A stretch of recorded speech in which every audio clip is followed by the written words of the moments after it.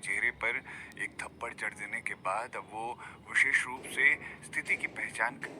जब वजीर श्याम सिंह मुख्य प्रांगण में लौटे तो उन्होंने महसूस किया कि वो लंबे समय तक कुमकुम देवी का हालचाल पूछने नहीं गए थे।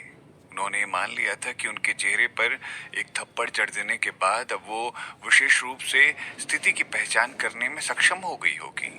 वजीर श्याम सिंह ने सोचा था कि वो अब कुमकुम देवी को माफ कर सकते हैं और वो अपना खिताब बरकरार रख सकती हैं। जब तक कि वो ईर्ष्या से भस्म होना बंद कर देंगी तब तक वो ठीक रहेंगी। रात में वो अंततः कुमकुम देवी के आंगन में आए और उन्हें कुछ प्यार और देखभाल देने के बारे में सोचकर। हालांकि वो कुमकुम देवी के वरिष्ठ शिष्य से टकरा गए जिन्होंने कुमकुम देवी की भागने में मदद करने की योजना बनाई थी। वजीर श्याम सिंह ने उन्हें घर में बंद कर दिया और गुस्से से पागल हो गए। कहने की जरूरत नहीं है कि उन्होंने कुमकुम देवी के वरिष्ठ शिष्य को मारना शुरू कर दिया। उस समय वजीर श्याम सिंह की युद्ध कला तकनीक कुमकुम देवी और उनके वरिष्ठ शिष्य की तुलना में बहुत अधिक उन्नत थी। उसके ऊपर इस अराजकता के निवास के सभी सुरक्षाकर्मी मुस्तैद हो गए थे और अब वो अधिक सतर्कता के साथ निगरानी कर रहे थे। अंत में कुमकुम देवी अपने वरिष्ठ शिष्य की मदद से भागने में सफल रही। हालांकि कुमकुम देवी बाद में दोबारा पकड़ ली गई थी और उन्हें काल कोठरी में रहने के लिए मजबूर कर दिया गया था। हालांकि इन सब के बाद कुमकुम देवी का दिल पूरी तरह से टूट गया था और उन्होंने शांति से तलाक लेने का अनुरोध किया था। वो वजीर श्याम सिंह के छोड़ने का अब और इंतजार नहीं कर सकती थी। ये पहली बार था जब वजीर श्याम सिंह को एहसास हुआ कि वो वास्तव में कुछ ऐसा खो देंगे जिसे उन्होंने सोचा था कि वो आसानी से प्राप्त कर सकते हैं। वो चिंतित और गुस्से में पागल हो चुके थे। अपने अहंकार में डूबे होने के कारण उन्होंने पागलपन में कुमकुम देवी को बहुत सारी प्रताड़नाएं सहने को मजबूर कर दिया और उनकी युद्ध कला शक्ति को भी नष्ट कर दिया। उनको प्रताड़ित करने के बाद वो बिना कुछ कहे उस काल कोठरी से बाहर चले गए और उन्होंने सुरक्षा कर्मियों को कुमकुम देवी को कमरे में बंद करने का आदेश दिया। कुछ समय की अवधि के भीतर वजीर श्याम सिंह ने एक या दो नई मालकिनों से शादी कर ली। दोनों ने एक एक बेटी को जन्म दिया। 1 साल बाद जब वो पहले से ही 5 बच्चों के इकलौते पिता बन चुके थे, जब उन्होंने कुमकुम देवी के कमरे का दौरा किया तो उन्होंने सोचा कि कुमकुम देवी ने अपना सबक सीख लिया होगा और अब वो आज्ञाकारी बीवी की तरह होंगी। वो उन 2 नई मालकिनों को इस उद्देश्य के साथ अपने साथ लाए थे क्योंकि उन्होंने सोचा था कि कुमकुम देवी को बुरा लगेगा और वो ईर्ष्या महसूस करेंगी। वो उन्हें फिर से सबक सिखाने के लिए तैयार थे, लेकिन अप्रत्याशित रूप से कुमकुम देवी ने उन्हें देखा और वो शांत और ठंडी रही। उनके चेहरे पर बुरा लगने जैसा कोई हाव भाव नहीं था और ना ही चेहरे पर ईर्ष्या की भावना थी। जब कुमकुम देवी को जलन होती थी तो वजीर श्याम सिंह उन्हें परेशान करने लगते थे और जब वो ईर्ष्यालु नहीं थी तब भी वो उससे नाराज थे। वो उत्साह से कमरे में आए थे लेकिन अवसाद के साथ कमरे से जा रहे थे। संयोगवश उन्हें अपने जीवन साथी के साथ महल के एक कार्यक्रम में भाग लेना था। बेशक उन्होंने अपनी आधिकारिक पत्नी को साथ लाना था। उन्होंने कुमकुम देवी को काल कोठरी में से रिहा कर दिया, लेकिन उनकी पूरी यात्रा के दौरान वो उन्हें चीजें समझा रहे थे क्योंकि उन्हें चिंता थी कि कुमकुम देवी फिर से कुछ बखेड़ा कर सकती हैं। कुमकुम देवी ने एक भी शब्द नहीं कहा क्योंकि वजीर श्याम सिंह ने उन्हें काल कोठरी में बंद कर दिया था, इसीलिए उन्हें अब उनसे कोई भी बात नहीं करनी थी। वो इस चीज का फैसला कर चुकी थी। महल में होने वाले कार्यक्रम के दौरान कई सुंदर नर्तकियां वहां आई थी। सम्राट और कुमकुम देवी एक दूसरे को जानते थे। सम्राट निश्चित रूप से जानते थे कि कुमकुम देवी को आसानी से जलन हो जाती है और इसी कारणवश उन्होंने उल्लेख किया कि वो वजीर श्याम सिंह को महल की 2 नर्तकियां एक उपहार के रूप में घर ले जाने देना चाहते हैं। हालांकि वजीर श्याम सिंह के पास पहले से ही 4 पत्नियां और दासियां थी जो उसके लिए काफी थी। इसके अलावा वो चिंतित थे कि कुमकुम देवी को जलन होगी और वो महल में किसी न किसी तरह की अराजकता फैला देगी। वो इस उपहार को स्वीकार करने के लिए तैयार थे, लेकिन अप्रत्याशित रूप से कुमकुम देवी ने खड़े होकर उदारता पूर्वक सम्राट से उपहार को स्वीकार कर लिया। वजीर श्याम सिंह को पता भी नहीं था कि अब उन्हें आगे क्या जवाब देना चाहिए था। सम्राट हैरान थे और उन्होंने कुमकुम देवी से पूछा कि क्या वो बिल्कुल भी ईर्ष्या महसूस नहीं करेंगी। उन्होंने मुस्कुराते हुए कहा, नहीं, मुझे जलन नहीं होगी। इस घटना के बाद दोनों नर्तकियों के साथ वजीर श्याम सिंह और कुमकुम देवी घर लौटे। कुमकुम देवी ने उदारता से उन नर्तकियों को वजीर श्याम सिंह के साथ अकेले जाने दिया, जबकि उन्होंने खुद को एक और गाड़ी में जाने का फैसला कर लिया। उनकी समझदारी ने वजीर श्याम सिंह को गुस्से से पागल कर दिया था। जब वो वजीर के निवास पर पहुंचे, उस समय कुमकुम देवी भी वहां पहुंच गई। वो गाड़ी से नीचे उतरकर मुस्कुराई और कुछ समय बिताने और दो नर्तकियों के साथ आनंद और मौज उठाने के लिए वजीर श्याम सिंह को अनुमति देने जैसे संकेत दिए। वजीर श्याम सिंह कुमकुम देवी की आंखों में कोई जलन या गुस्सा नहीं देख सकते थे। वजीर गुस्से में पागल हो चुके थे और उन्हें वापस उनके आंगन में ले गए और एक बार फिर उन्होंने कुमकुम देवी को उनके द्वारा दी जा रही प्रताड़ना सहने के लिए मजबूर कर दिया। जब से उन्होंने कुमकुम देवी के साथ शादी की थी, तब से उन्होंने कुमकुम देवी को किसी भी चीज के लिए प्रताड़ित नहीं किया था। हालांकि इस बार वो उन्हें प्रताड़ित करने में सफल रहे। कुमकुम देवी ने अपने चेहरे और शरीर पर कई खून बहने वाले खरोंचों को महसूस किया था, लेकिन वजीर श्याम सिंह उनकी वो घूरने वाली आंखों को कभी भूल नहीं सकते। उनकी वो नजर घृणा से भरी हुई थी। वो वजीर श्याम सिंह को ऐसे देख रही थी जैसे वो किसी कचरे या किसी जानवर को देख रही हो। वजीर श्याम सिंह ने फिर से अपने मन में राहत महसूस करने के बाद वहां से दरवाजा पटकते हुए जाने का फैसला किया। उन्हें कुमकुम देवी अब बहुत घमंडी लगने लगी थी। बाहरी दुनिया में बहुत सारी कोमल लड़कियां थी, तो वो 30 साल की महिला की भावनाओं को ध्यान रखने के लिए इतना परेशान क्यों होंगे। उन्होंने महसूस किया कि कुमकुम देवी को और ज्यादा सजा मिलनी चाहिए और उन्हें बदलना चाहिए। इसीलिए उन्होंने दंडों की एक श्रृंखला शुरू की। उदाहरण के लिए उन्होंने कुमकुम देवी को एक अच्छे आंगन से निकालकर एक टूटे स्थान पर भेज दिया। वो पहले मिले 8 नौकरों से अब सीधे एक नौकर पर आ गई थी और वो एक आंगन में बंद थी। उन्होंने उनके भोजन के खर्च को भी हर एक भोजन में 10 से अधिक व्यंजनों से सीधा एक वक्त पर 2 व्यंजनों तक काट दिया। कहने की जरूरत नहीं है कि मालकिन और नौकर दोनों ने भोजन साझा किया। अगर भोजन समय पर नहीं दिया जाता तो वो साथ में भूखे रहा करते थे। वो सर्दियों के दौरान था जब हर समय बर्फ पड़ रही होती थी। उनके आंगन में कोई जलाऊ लकड़ी भी नहीं थी और कमरा एक पहाड़ की चोटी की तरह ठंडा था। शकुंतला देवी ने कुमकुम देवी से प्राधिकरण का पदभार संभाल लिया था, क्योंकि कुमकुम देवी को उसके आंगन में बंद कर दिया गया था। वजीर श्याम सिंह ने लगभग आधे साल तक उनकी जांच नहीं की और उन्होंने मालकिनों और नौकरों को उन्हें गुप्त रूप से धमकाने की अनुमति भी दे रखी थी। इसके अलावा वो हमेशा अपनी मालकिनों को कुमकुम देवी के बगल के आंगन में ले आया करते थे, वहां मजे करने के लिए।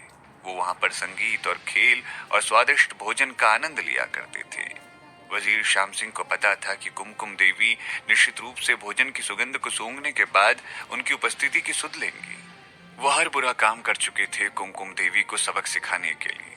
वजीर श्याम सिंह ने अक्षय सिंह को भी नजरअंदाज कर दिया और अपने अन्य बच्चों को प्राथमिकता दी। वो हर चीज का सारा दोष अक्षय सिंह पर डाल दिया करते, जबकि उस नन्ही जान की तो कोई गलती भी नहीं होती थी। लेकिन अब उसके दूसरे भाई बहनों से वो ज्यादा प्यार करते थे और हर बार जब उन्हें अक्षय सिंह को डांटना होता था तो वो ऐसा करने के लिए जानबूझकर ऐसी जगह चुना करते थे जहां से कुमकुम देवी के वो आंगन के पास हो, ताकि उन्हें सब सुनाई दे सके। अक्षय सिंह पहले से ही 11 साल का था। वो एक खुशहाल बच्चा हुआ करता था, लेकिन धीरे धीरे वो अवसादी बच्चे में बदल गया। वो अपनी माँ से इतनी बुरी तरह से मिलना चाहता था, लेकिन उसे ऐसा करने की अनुमति नहीं थी। वजीर श्याम सिंह का उद्देश्य था कि कुमकुम देवी को ये पता चले कि वो परिवार के मालिक थे और बेहतर जीवन जीने के लिए एकमात्र तरीका उन्हें खुश रखना था। उन्हें इस बात की जानकारी नहीं थी कि उनकी अनियमित इच्छा ने उन्हें गर्भवती कर दिया था। उनकी यातना ने उनके मासिक धर्म को खत्म कर दिया था और ये सब केवल तब पता चला था जब वो गर्भवती थी और उस चीज को भी 4 महीने हो गए थे। वो जिस गंभीर माहौल में थी और जिस अवसाद का सामना कर रही थी, उन्हें सब के कारण कुपोषण का शिकार बनना पड़ गया था। इससे अप्रत्यक्ष रूप से बच्चे को भी कुपोषण हो चुका था। एक स्वस्थ और मजबूत महिला शूरवीर एक आधे साल में कर्कश महिला में बदल गई थी। ये सब तब तक था जब तक कि अक्षय सिंह ने अपनी मां के आंगन में जबरदस्ती घुसने की सफलतापूर्वक कोशिश नहीं की। जब वो जान चुका था कि उसकी मां गर्भवती थी तो वो घबरा गया, यहाँ तक कि तेज बुखार के साथ वो बेहोश भी हो गया। और दूसरी तरफ वो एकमात्र नौकर भी दहशत की स्थिति में था, क्योंकि अक्षय सिंह ने अपने पिता के कमरे में घुसने का जोखिम उठाया था। एक 11 साल के लड़के की आंसू भरी आंखों के साथ फर्श पर गिर पड़ना और अपने पिता से रहम की भीख मांगना बहुत दुखद था। उसने अपनी माँ को बचाने के लिए वजीर शाम सिंह से भीख मांगते हुए अपने माथे पर चोट लगा ली। वजीर शाम सिंह को आखिरकार पता चला कि कुमकुम देवी गर्भवती थी। वो इस खबर से चौंक गया और जल्दी से कुमकुम देवी के आंगन में पहुंच गया।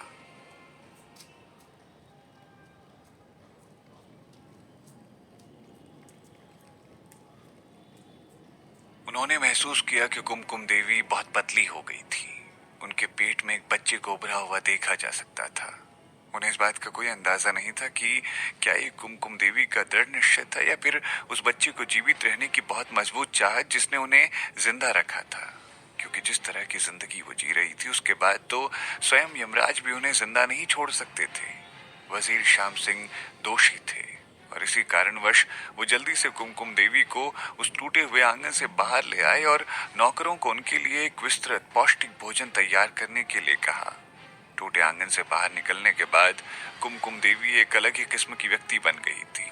वो हमेशा एक खास दिशा की ओर देखती रहती थी और पूरा पूरा दिन तक किसी से बिल्कुल भी बातचीत नहीं करती थी। उन्होंने किसी से भी बात करने से इनकार कर दिया था। सौभाग्य से उन्होंने अपने लिए तैयार किए गए भोजन को खा लिया था और अंत में वो पहले की तुलना में अब थोड़ी अधिक तंदुरुस्त हो गई थी। अगले कुछ दिनों में महल में कोई उत्सव था। वजीर शाम सिंह ने कुमकुम देवी की वजह से खुद को अवसर के लिए उपस्थित होने से अस्वीकार कर दिया था, क्योंकि कुमकुम देवी के ठीक नहीं होने के कारण उन्होंने अवसर मनाने के लिए खुद की बजाय शकुंतला देवी को वहां भेज दिया।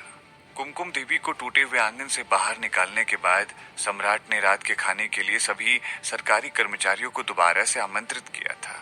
इस बार उन्होंने वजीर शाम सिंह को कुमकुम देवी को साथ लाने को कहा और उन्होंने खास तौर से उन्हें एक आरामदायक रथ भी प्रदान किया। वजीर शाम सिंह उत्सुकता के साथ कुमकुम देवी को साथ में लाया और आश्चर्यजनक रूप से वो फलपूर्वक वापस लौटे। रात के खाने के दौरान बच्चे को भविष्य में सभी राजकुमारों में से किसी एक का जीवन साथी होने के लिए नियुक्त किया गया यदि वो एक बच्ची हुई तो। हालांकि सम्राट ने इस बात का खास तौर से उल्लेख नहीं किया था कि वो किस राजकुमार से शादी करेंगी। हालांकि उनमें से कुछ उसकी उम्र के भीतर सगाई करने वाले थे। 2 महीने बाद कुमकुम देवी ने समय से पहले जन्म लेने वाली बच्ची का प्रसव कराया, जो कि शिरीन थी। कुपोषण से ग्रसित एक समय पूर्व प्रसव के साथ 5 महीने का बच्चा अभी भी बहुत छोटा दिखता था और अक्सर बीमार पड़ता था।